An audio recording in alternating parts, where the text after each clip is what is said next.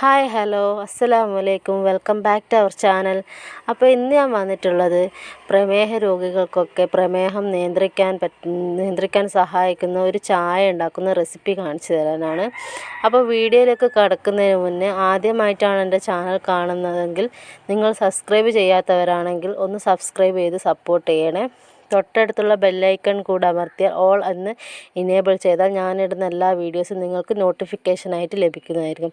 അപ്പോൾ നമുക്ക് റെസിപ്പിയിലേക്ക് കടക്കാം. അതിനു വേണ്ടി ഞാനിവിടെ ഒരു ഗ്ലാസ് എടുത്ത് വെച്ചിട്ടുണ്ട്. അതിലേക്ക് നമുക്ക് ഒരു 1/4 ടീസ്പൂൺ ചായപ്പൊടി ഇട്ട് കൊടുക്കാം. അപ്പോൾ ചായപ്പൊടി ചേർത്ത് കഴിഞ്ഞാൽ ഇതിലേക്ക് നമുക്ക് നല്ല തിളച്ച വെള്ളത്തിൻ്റെ ആവശ്യമുണ്ട്. നന്നായിട്ട് വെട്ടിത്തിളച്ച വെള്ളം തന്നെ വേണം. അത് നമുക്ക് ഗ്ലാസ്സിലേക്ക് ഒഴിച്ചു കൊടുക്കാം. നിങ്ങൾക്ക് എത്രയാണോ ചായ വേണ്ടത് അതിനനുസരിച്ചിട്ട് ഒഴിച്ചു കൊടുക്കാം. ഇതിലേക്ക് നമുക്ക് 3 തുളസിയുടെ ഇലയാണ് ആവശ്യമുള്ളത്.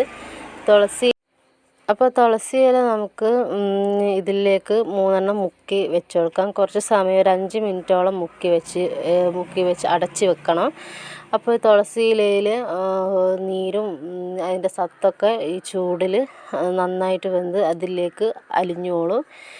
അപ്പോൾ ഈ തുളസി ഇലയുടെ ഉപയോഗം നമുക്കറിയാം, തുളസി ഇല നല്ലൊരു ഔഷധം തന്നെയാണ്.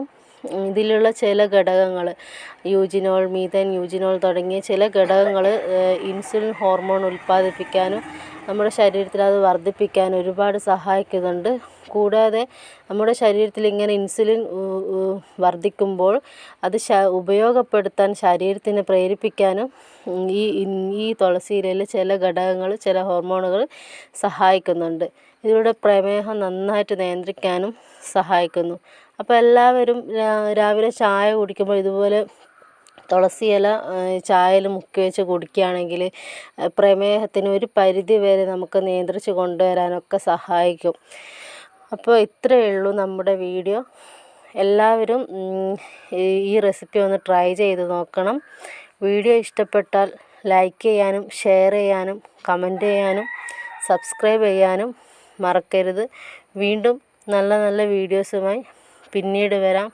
Take care. Bye bye.